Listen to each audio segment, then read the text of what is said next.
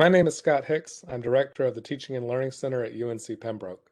I'm happy to be joined today for today's celebration of teaching and learning by Dr. Peter Grimes, Assistant Professor of English and editor of Pembroke Magazine. Dr. Grimes, thanks for being here today. Thanks for having me. So tell us, who's the best teacher you've ever had and why? Well, I suppose I've had, as we all have, many good teachers, depending upon what I needed at the time. I can think of some from secondary ed. Miss Lilly, who taught world geography, but never strayed from Africa, but really modeled just fascination. She would just tell us various stories. She wasn't the most popular teacher with others, but I really loved her. Miss Gardner, who came into a classroom one day and said, "You need to come with me and be in this other class." I guess it was, for for academically gifted, which was not something that I had thought about or considered. But she was really feisty. She would walk around on our tables. It was the first class where we had been put in a circle in my experience, and she would walk on our desks and squirt us with spray bottles if we weren't paying attention. Um, I've had some good lecturers, which is not my strong suit, so I always admire their poise and learning students' names in a huge lecture hall, which I had never expected. Really giving the subject its due. And then in graduate school, a lot of writing teachers, of course. But one, my dissertation director just really put so much effort into all of his feedback and kind of just was effusive in praise, but also, very methodical and in his challenges to us. And I modeled a lot of my teaching on that. So it's hard to pick just one, but I try to emulate aspects of each. Take from each and do the best and bring the best into your own classrooms. Yeah, So as what far does as it I take? can. What does it take to be a great professor in higher education these days? Well, these days, this year, certainly is hopefully an aberration, but definitely, with COVID and these last 2 years, having some technical savvy, being able to adapt, especially with discussion-based classes like mine, to this online environment that so many are not familiar with. Trying to maintain that personal touch when we aren't face to face.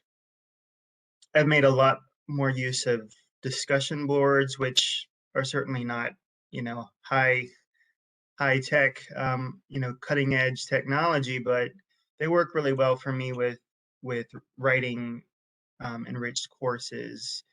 And I've made them more student focused, student driven, having discussions that are about content in the course, but that are student generated. They ask the questions, they answer the questions, they offer follow-ups, and I comment on, like, do meta commentary. Um, and then I have hybrid courses, so when we are in the classroom, I still try to make it as personal as possible. Have some distanced small group discussion. You know, do workshops in person when possible. The peer reviews of student work, but that seems to be the what what is important, being flexible with delivery, being flexible with student needs, knowing that everyone has such a completely different situation, and being relaxed, trying to be relaxed, trying to not get so overwhelmed that it comes through in the class. That's a huge thing. So tell us a story about something creative you've done to engage your students. One exercise that I was really happy with was in a fiction writing class, and the students wrote a 200 word exercise, like the beginning of a story, which I think is always one of the most, I guess, generative or useful writing exercises. Rather than say a character sketch or brainstorming ideas, actually having to start writing the story, I think is one of the most inspiring things for students to do. But in this exercise, I combined feedback with that. So the students wrote their 200 word beginnings, and then another student was assigned to continue that story, emulating style and technique, whatever they noticed in the original student's story, trying to sound like that student. And so that was doubly generative in that way, but it also got the students to think about the course concepts and techniques, recognize them. Um, the students appreciated, they always appreciate being read and especially by peers and being understood and seeing what they're up to on the page.